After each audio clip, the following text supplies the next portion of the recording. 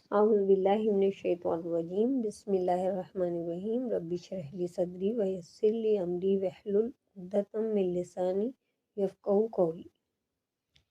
آیت نمبر 83 سورہ بقرہ، پہلا پارہ۔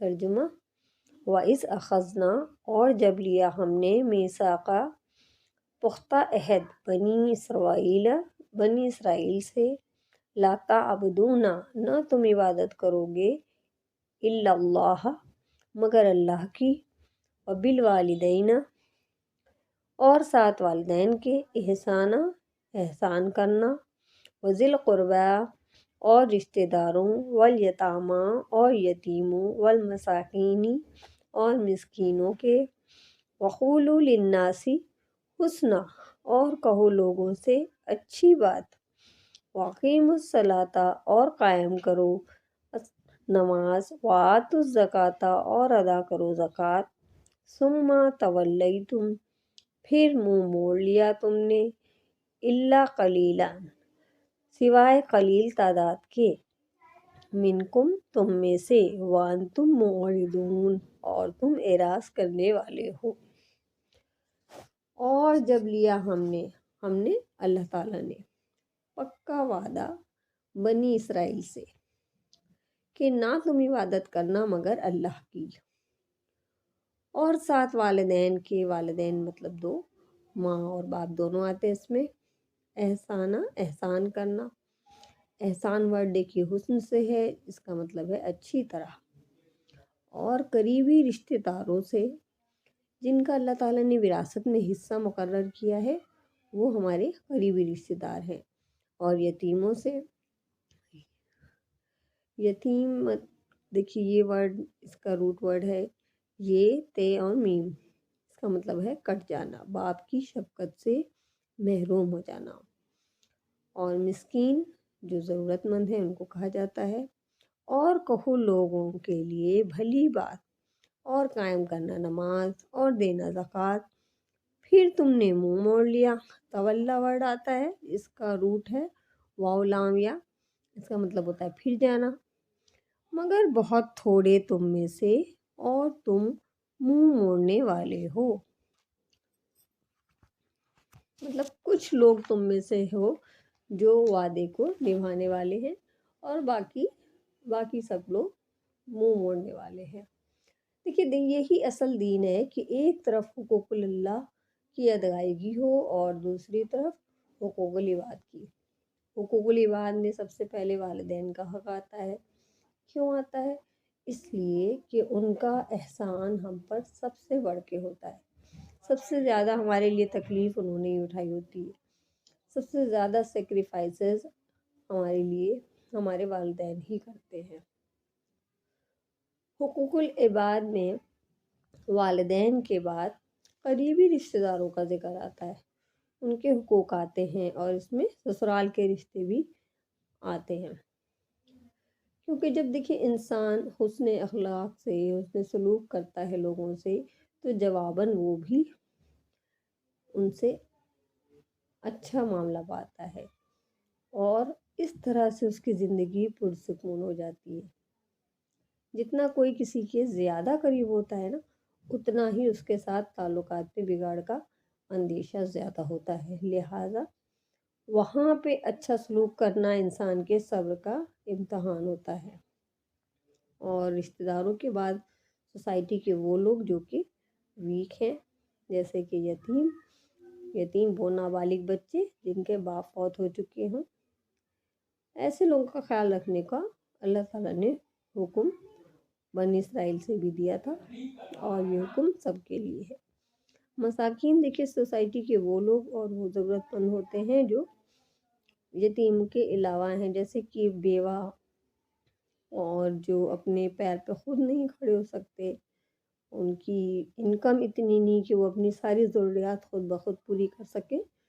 سکن دیکھیے سکون سے ہے، ٹھہرا ہوا، جو اپنی ضروریات کو پوری طرح پورا نہ کر سکے، اور ایک طرح سے اس کی لائف میں ٹھہراؤ ہے، تو ان سب کا بھی خیال رکھنے کا عہد اللہ تعالیٰ نے لیا۔ ان سب کے ساتھ احسان میں دیکھیے مالی مدد بھی آتی ہے، بہترین مشورہ اور رہنمائی بھی آتی ہے، اور کسی بھی طرح ان کے خیر خواہی اور بھلائی کے کام آتے ہیں۔ احسان کا لفظ صرف والدین کے لیے ہی نہیں، ذی القربہ یعنی کہ یتیموں کے لیے، مسکینوں کے لیے، قریبی رشتہ داروں کے علاوہ یہ سب اس میں شامل ہیں جن سے احسان کا معاملہ کرنے کو اللہ تعالیٰ نے کہا ہے۔ ان سب سے اچھا سلوک کرنا ہے اور اسے ہی احسان کہا جاتا ہے۔ احسان ہوتا ہے حق سے بڑھ کر دینے کی کوشش کرنا۔ ایک تو ہوتا ہے دیکھیے عدل، ایکول بدلہ دینا، اور احسان ہوتا ہے کہ جیسا کوئی ہمارے ساتھ کرے اس سے اچھا اور بڑھ کر اس کے ساتھ سلوک، بہترین سلوک کرنا۔ اگر دیکھیے رشتہ دار اچھا نہیں کرتے ہیں تو پھر بھی تم ان کے ساتھ اچھا سلوک کرو۔ یتیموں کی طرف سے ہو سکتا ہے کہ تمہیں کوئی بھی مدد یا بھلائی نہ ملے، لیکن تمہیں ان کی مدد کرنی چاہیے۔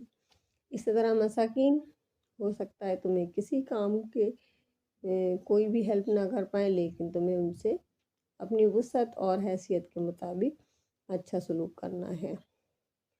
اور پھر آتا ہے وقول للناس حسنا، سب لوگوں کے ساتھ اچھی بات کرنا، حسن اخلاق سے، خاص طور پہ حسن کلام سے بات چیت کرنا، بہترین بات کرنا۔ احسان تو مختلف انسانوں کے ساتھ جو ضرورت مند ہوں، لیکن حسن کلام یعنی کہ اچھی بات ہر ایک سے کرنا ہے۔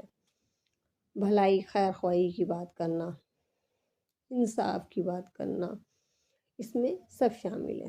حقوق العباد کی ادائیگی کے بعد توجہ دلائی گئی حقوق اللہ پہ، اور اس میں سب سے پہلا کام اللہ تعالیٰ کی عبادت کرنا ہے، اللہ تعالیٰ کو ایک ماننا ہے، عملی طور پہ بھی اس کے آگے جھکنا ہے۔ پھر اقیم الصلاۃ، نماز قائم کرنا، وآت الزکوٰۃ، اور زکوٰۃ دینا۔ زکوٰۃ دینا بھی دیکھیے ایک طرح سے حقوق العباد ہی ہوتا ہے۔ ثم تولیتم، پھر تم نے منہ موڑ لیا۔ تم کون ہے یہاں پہ؟ یہاں پہ اللہ تعالیٰ بنی اسرائیل سے مخاطب ہے، لیکن کچھ نہ کچھ ایسے بھی تھے جنہوں نے وعدہ نبھایا، اور بنی اسرائیل سے شکوہ ہے کہ تم ہو ہی وعدے سے اعراض کرنے والے۔ وعدہ کیا ہے؟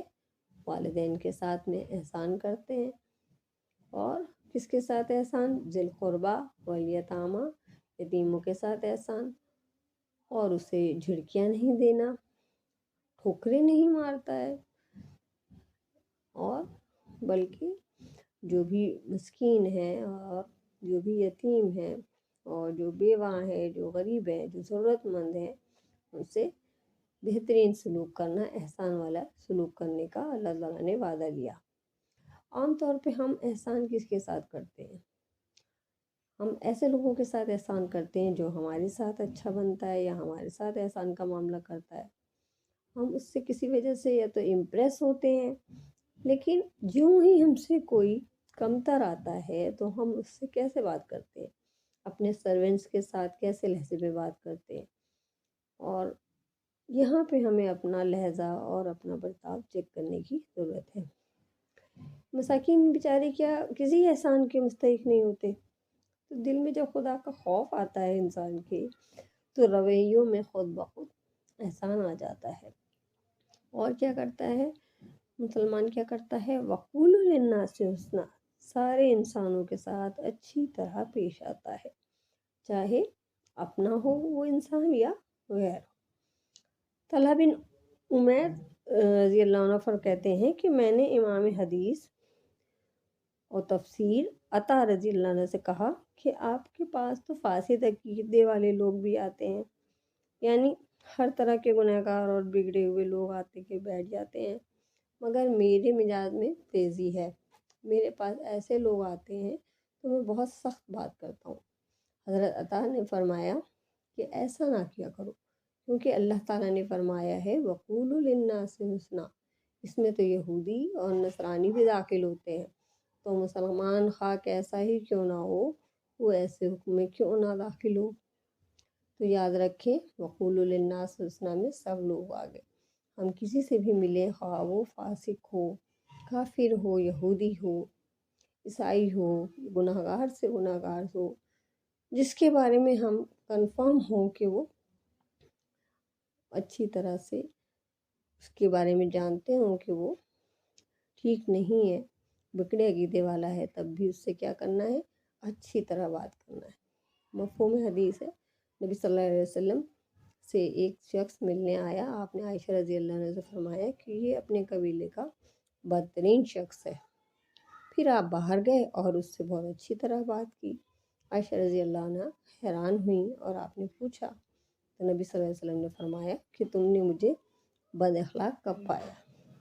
یعنی پیارے نبی صلی اللہ علیہ وسلم کا اخلاق سب کے ساتھ ہی اچھا تھا، تو کسی انسان سے اس کے گناہوں کی وجہ سے یا اس کی بد اخلاقی کی وجہ سے ہمیں اپنا اخلاق خراب کرنے کو نہیں کہا گیا۔ مفہوم حدیث ہے کہ سب سے بدترین شخص وہ ہے جس کی بد اخلاقی کی وجہ سے لوگ اس سے ملنا جلنا چھوڑ دیں۔ باللہ من الشیطان الرجیم، بسم اللہ الرحمن الرحیم، رب اشرح لی صدری ویسر لی امری واحلل عقدۃ من لسانی یفقہوا قولی۔ آیت نمبر 83 سورہ بقرہ ہی چل رہی ہے، اس کا ترجمہ ایک بار پھر سے ریپیٹ کر لیتے ہیں۔ وَإِذْ أَخَذْنَا، اور جب لیا ہم نے، میثاقا پختہ عہد، بنی اسرائیل سے، لا تعبدون، نہ تم عبادت کرو گے، الا اللہ، مگر اللہ کی، وبالوالدین احسانا، اور ساتھ والدین کے احسان کرنا، وذی القربیٰ، اور رشتہ داروں، والیتامیٰ، اور یتیموں، والمساکین، اور مسکینوں کے، وقولوا للناس حسنا، اور کہو لوگوں سے اچھی بات، وقیموا الصلاۃ، اور قائم کرو نماز، وآتوا الزکوٰۃ، اور ادا کرو زکوٰۃ، ثم تولیتم، پھر منہ موڑ لیا تم نے، الا قلیلا، سوائے قلیل تعداد کے، منکم، تم میں سے، وانتم، اور تم، معرضون، اعراض کرنے والے ہو۔ اس آیت میں بنی اسرائیل کو اللہ تعالیٰ ان کا عہد یاد دلا رہے ہیں کہ اللہ تعالیٰ نے تم سے عہد لیا تھا کہ تم کسی کی عبادت نہیں کرو گے مگر اللہ کی، اور والدین کے ساتھ احسان کا سلوک کرو گے، اور والدین کے بعد آتے ہیں ذی القربیٰ یعنی کہ قریبی رشتہ دار، اور یتیم بچے، اور مسکین، ان سب کے ساتھ بھی احسان کا سلوک کرنا ہے۔ اور اس کے بعد سب سے امپورٹنٹ بات ہے وقولوا للناس حسنا، اور کہو لوگوں سے اچھی بات۔ زبان جب کھولنی ہے، بات جب لوگوں سے کرنی ہے تو اچھی بات کرنی ہے۔ اس کے علاوہ اس کے بعد آتا ہے اتنے سارے جو امپورٹنٹ احکام ہیں والدین کے ساتھ احسان کا سلوک۔ اس سے پہلے اللہ تعالیٰ کی، سب سے پہلے دیکھیے اللہ تعالیٰ کی عبادت کے لیے آتا ہے کہ صرف اللہ تعالیٰ ہی کی عبادت کرنا ہے۔ والدین کے جسٹ بعد یتیم، ذی القربیٰ ہے، اور مساکین آتے ہیں۔ سب سے پہلے اللہ تعالیٰ، پھر والدین، اور اس کے بعد رشتہ دار، یتیم اور مسکین۔ ان سب کے بعد کہا گیا کہ تم بات ہمیشہ اچھی کرنا، اور ان سارے کے بعد آیا نماز کا حکم، اقیموا الصلاۃ وآتوا الزکوٰۃ، مطلب نماز اور زکوٰۃ سے زیادہ امپورٹنٹ ہے کہ ہم یہ مانیں کہ اللہ تعالیٰ ایک ہے اور صرف اللہ تعالیٰ کی عبادت کرنا ہے، اور احسان کریں اپنے والدین کے ساتھ، اور قرابت داروں اور مسکینوں کے ساتھ، اور اچھی بات کریں۔ اس کے بعد آتا ہے نماز کا حکم۔ دیکھیے بات اور گفتگو جو ہے وہ کیسی ہونی چاہیے، اس کے کچھ پوائنٹس قرآن اور حدیث سے ہمیں ملتے ہیں۔ سب سے پہلی بات یہ کہ جو ہم گفتگو کریں وہ بامقصد ہونی چاہیے،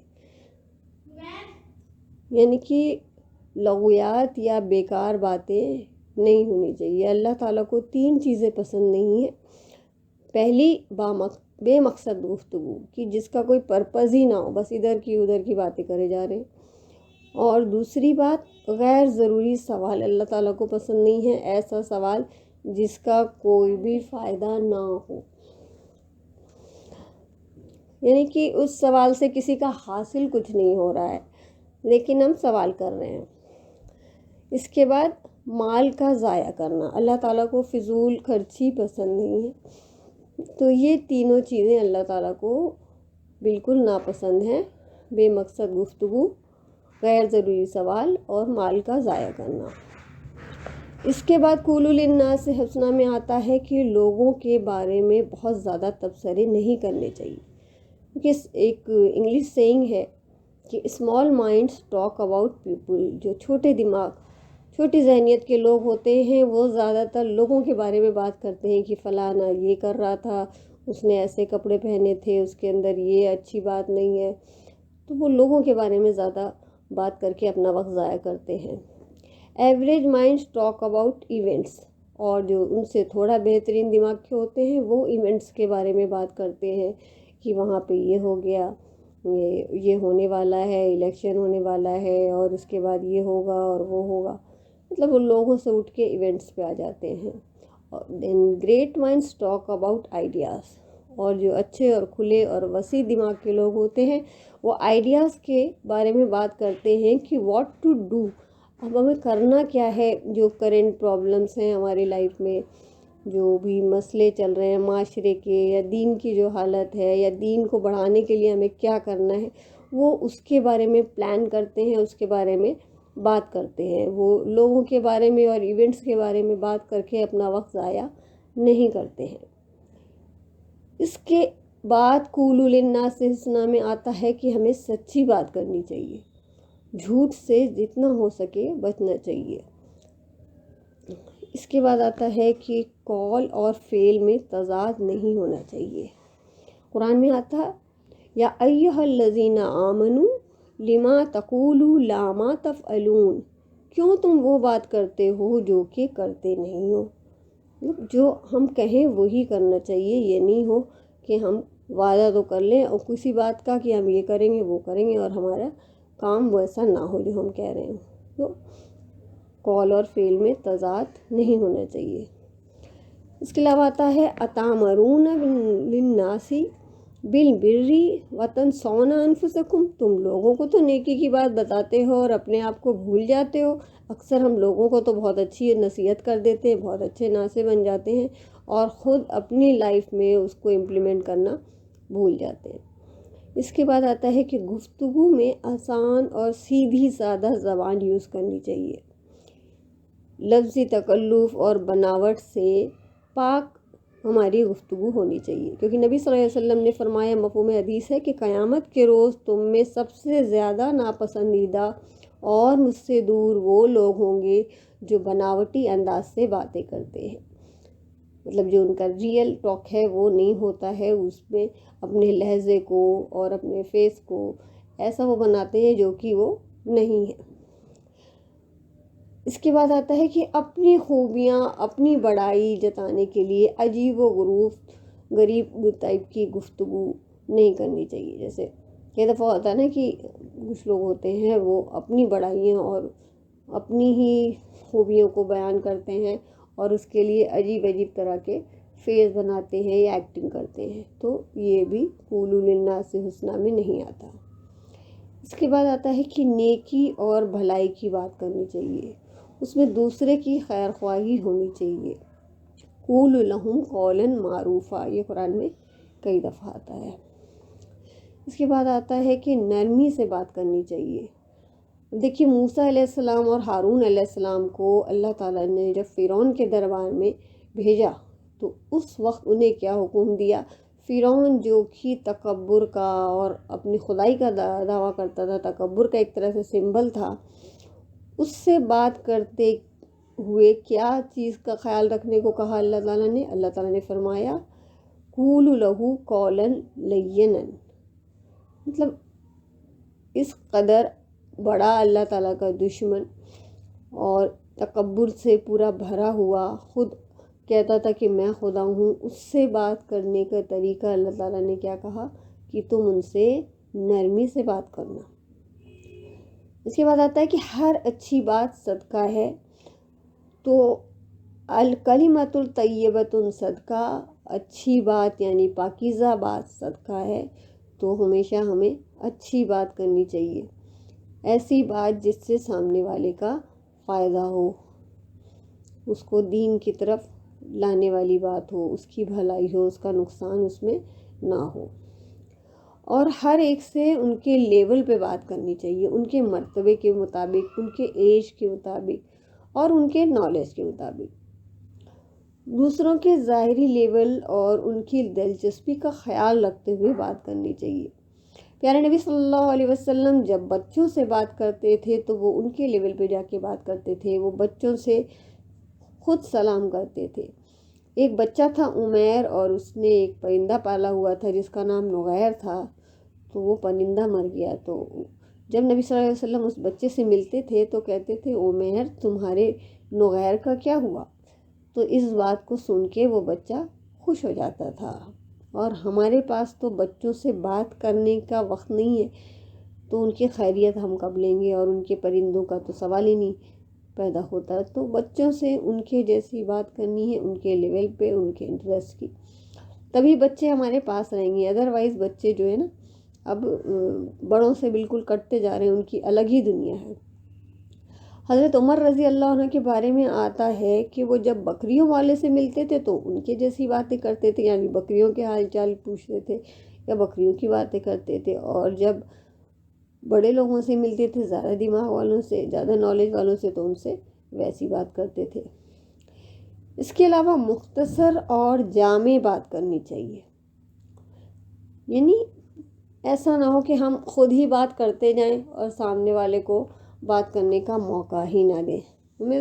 کئی دفعہ ایسا ہوتا ہے کہ ہم اپنی بات اتنی امپورٹنٹ سمجھتے ہیں کہ سامنے والے کی بات سنتے ہی نہیں۔ نبی صلی اللہ علیہ وسلم نے اپنے بارے میں فرمایا اوتیت جوامع الکلام، مجھے جامع بات کہنے کی صلاحیت دی گئی ہے، ٹو دا پوائنٹ، اور مختصر بات، اور اس میں بہت سارے مفہوم ہوتے تھے۔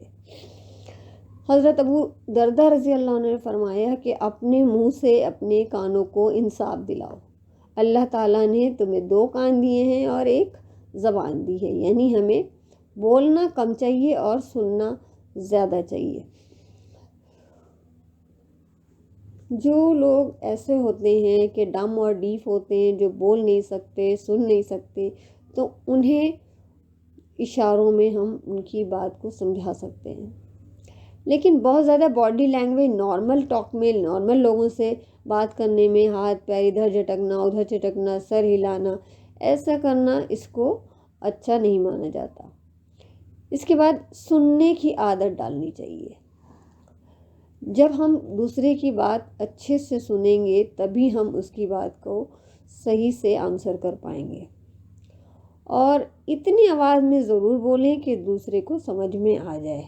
منہ میں بولنے کی عادت ختم کرنی چاہیے ہمیں، مطلب ہم کیا بول رہے ہیں، اتنا سلو بول رہے ہیں کہ سامنے والا بیچارہ سمجھ ہی نہیں آ رہا، وہ کان ہماری طرف دھکائے جا رہا ہے، تو یہ طریقہ بھی صحیح نہیں ہے۔ ایک بزرگ ہیں مخلد بن حسن، وہ فرماتے ہیں کہ میں نے 50 سال سے کوئی بات ایسی نہیں کی جس کی مجھے معذرت کرنی پڑے، اور ہماری تو شاید ہر دوسری بات ایسی ہوتی ہے کہ جس پہ لگتا ہے کہ غلط بول دیا۔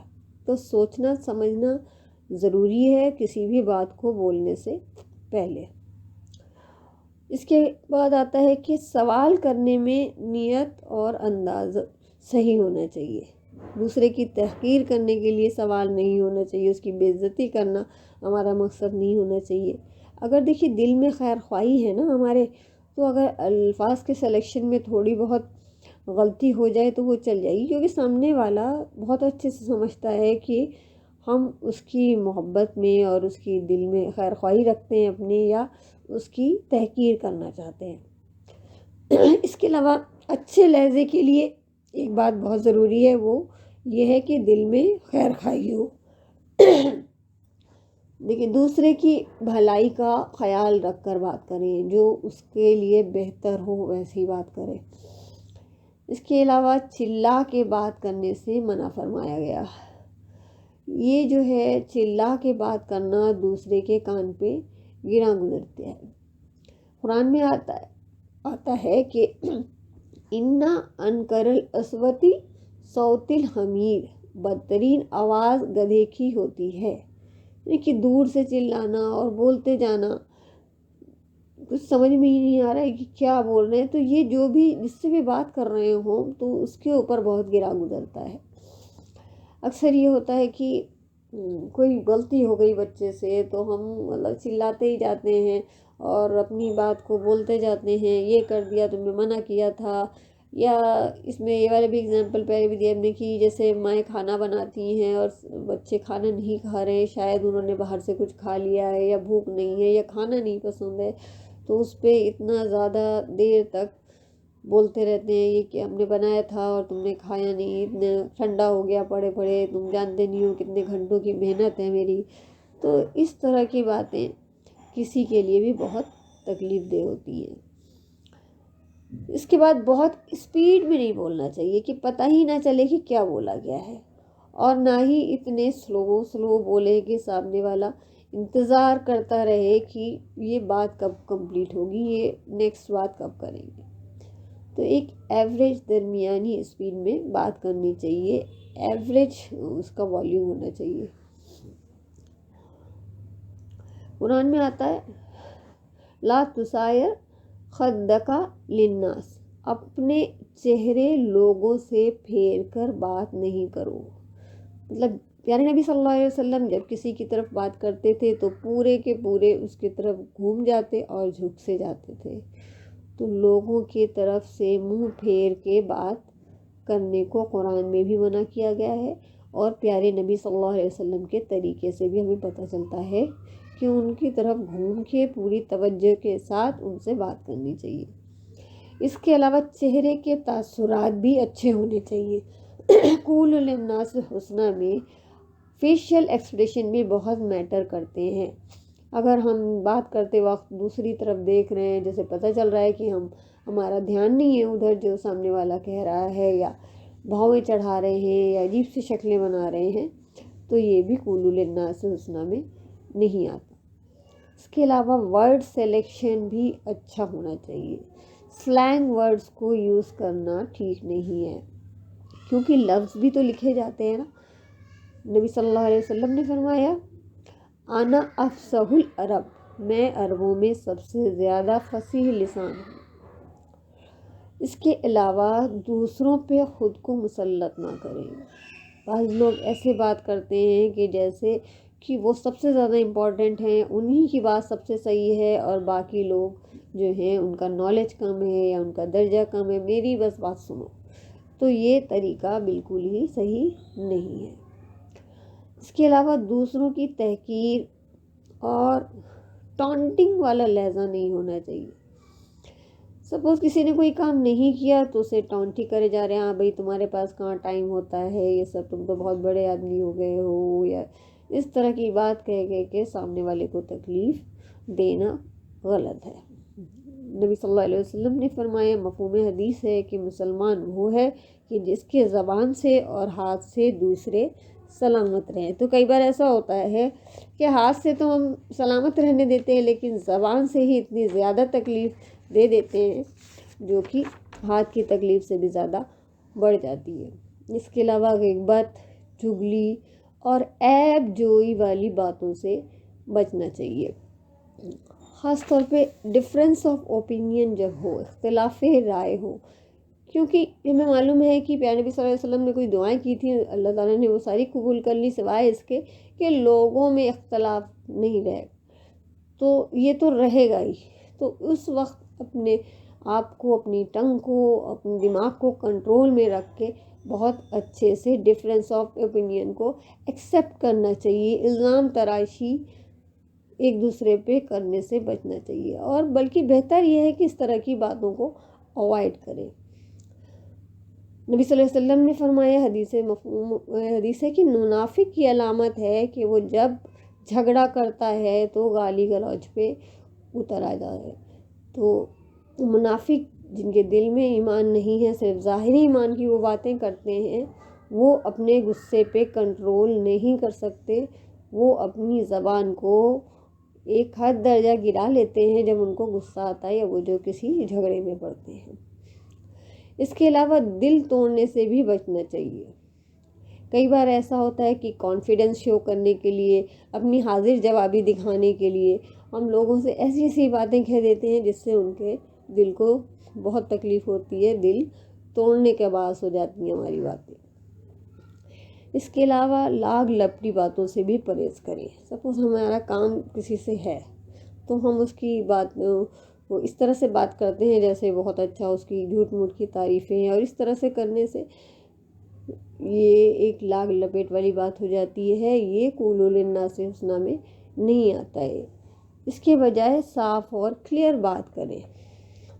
یا ایھا الذین آمنوا قولوا قولا سدیدا، یہ قرآن کی آیت ہے، ایمان والوں سیدھی بات کیا کرو، مطلب بہت زیادہ گھما پھرا کے لاگ لپٹ والی باتوں سے ہمیں بچنا چاہیے۔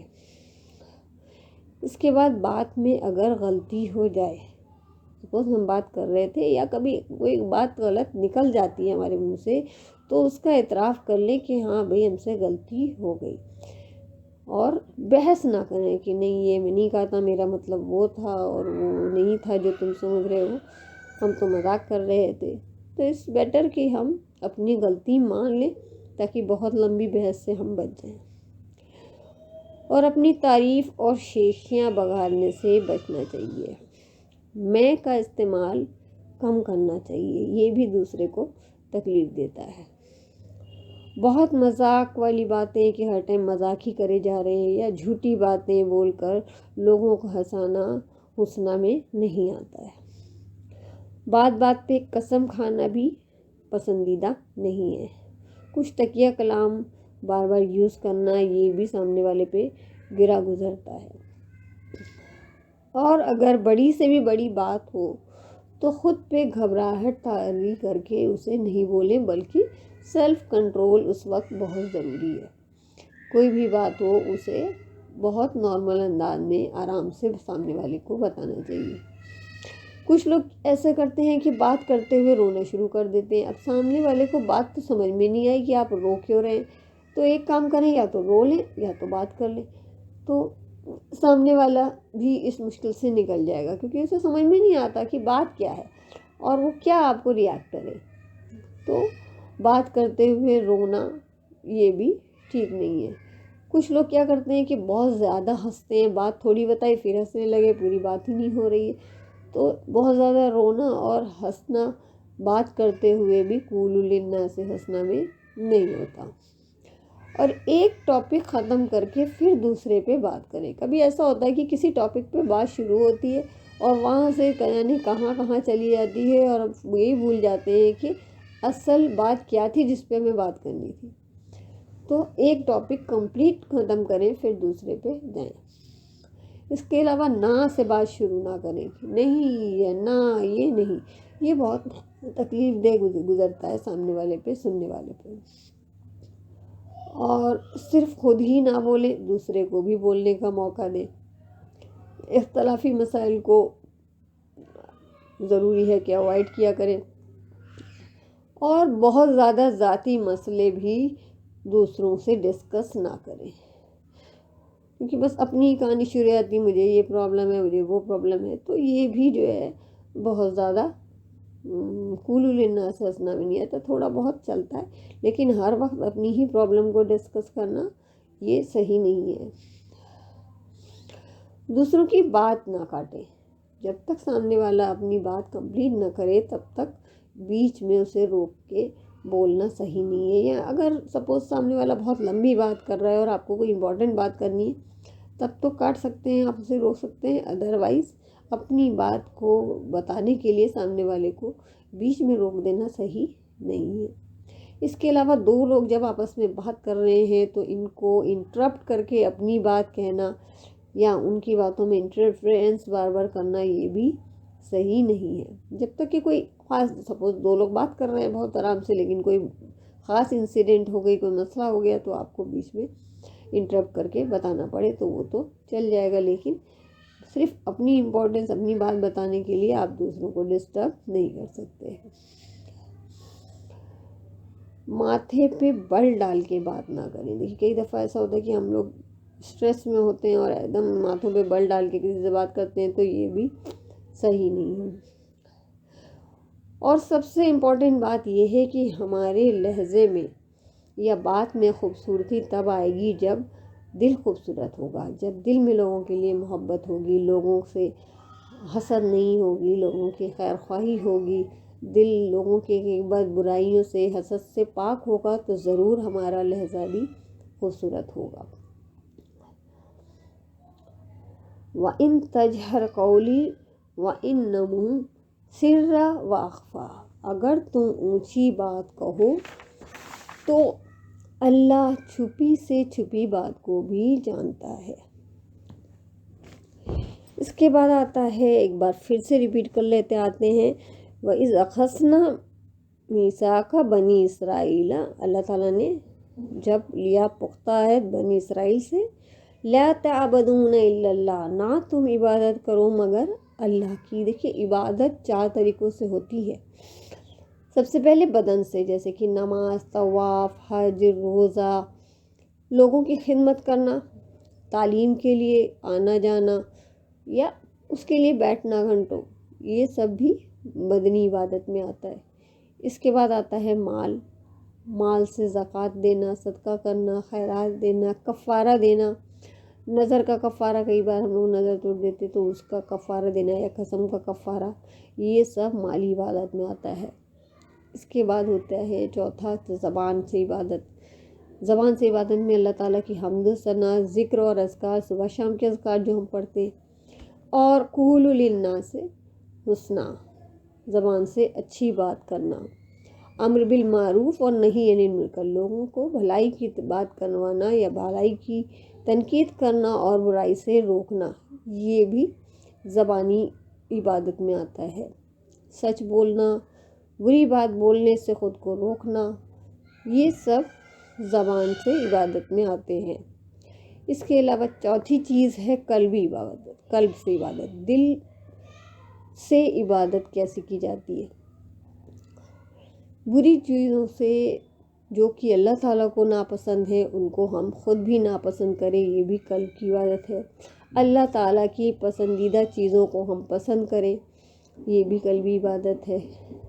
تقویٰ، دل میں اللہ کا ڈر، اللہ کی محبت ہونا، یہ بھی اسی میں آتا ہے۔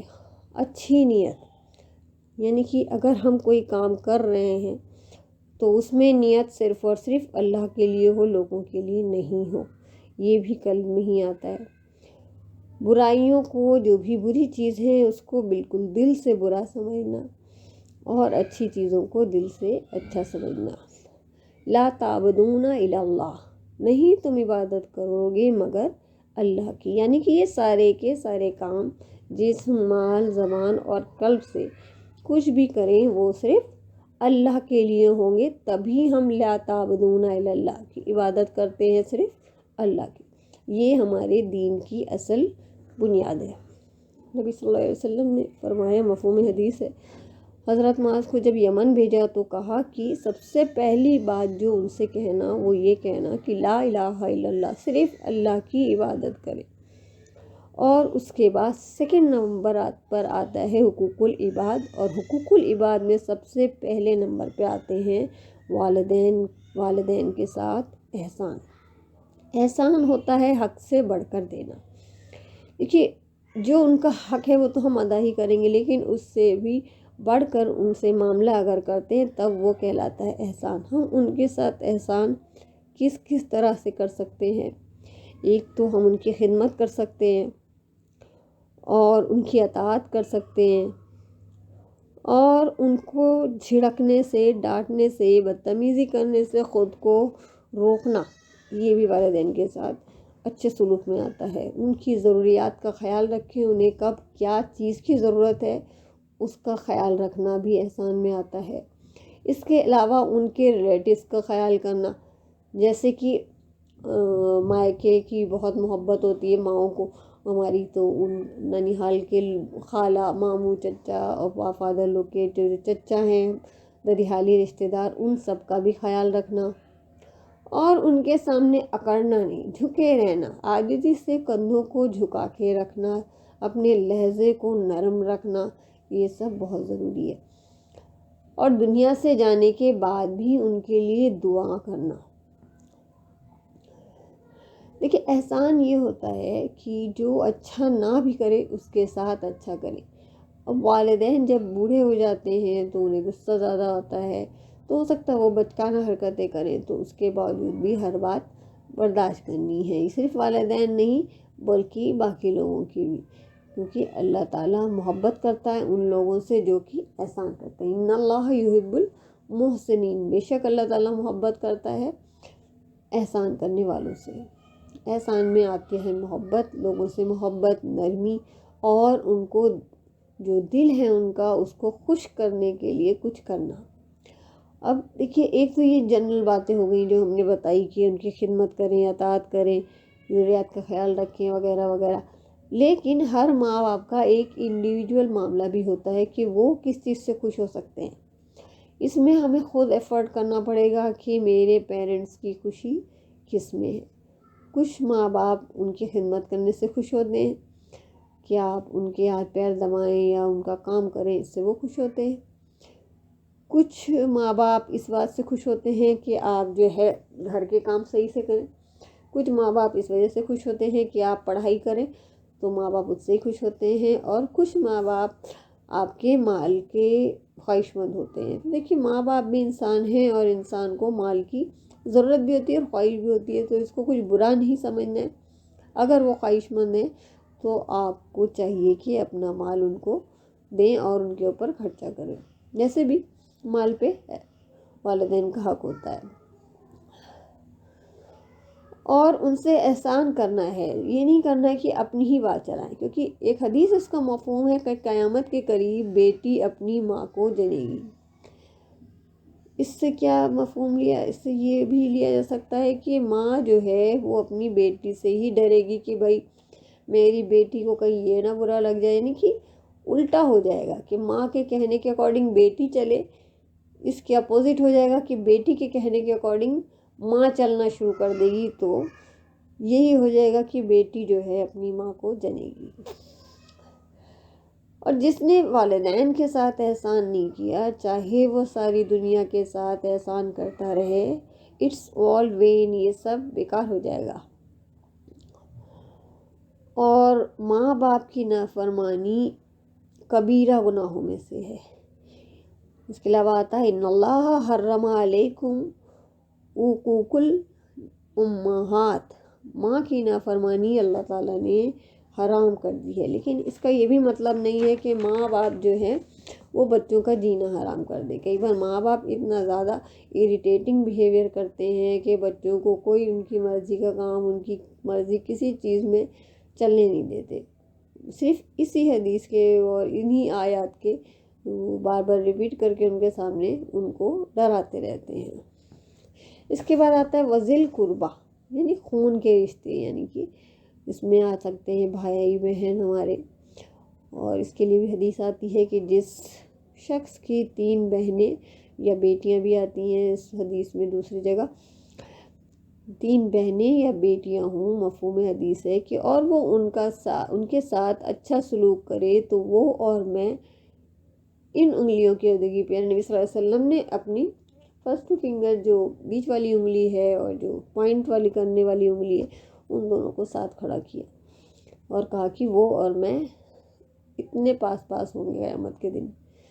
اور یتیموں کے لیے بھی سیم طرح کی حدیث آتی ہے کہ نبی صلی اللہ علیہ وسلم نے فرمایا کہ یتیم کا خیال رکھنے والا اور میں جنت میں یوں ہوں گے، پھر اپنی انگوٹھے کے بعد کی 2 انگلیوں کو کھڑا کر کے دکھایا۔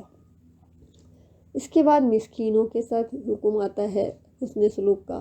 دیکھیے مسکین جو ہے سکن سے ہے، سکن مین سکون، ایسا شخص جو موو نہیں کر سکتا، موومنٹ نہ ہو۔ دیکھیے موومنٹ کس میں نہیں ہوتی ہے؟ جس کے اندر طاقت نہیں ہو، اور طاقت کس وجہ سے ہوتی ہے؟ ہو سکتا ہے کہ وہ مینٹلی کچھ اس میں پرابلم ہو، یا فزیکلی ہینڈی کیپڈ ہو، یا فائنینشلی کوئی پیسے کی پرابلم ہو جس کی وجہ سے وہ اپنی ضروریات پوری نہ کر سکتا ہو اور سکون میں رہتا ہو، یعنی کہ اس کی لائف میں وہ پروگریس نہیں ہے جو نارمل آدمی میں ہوتی ہے۔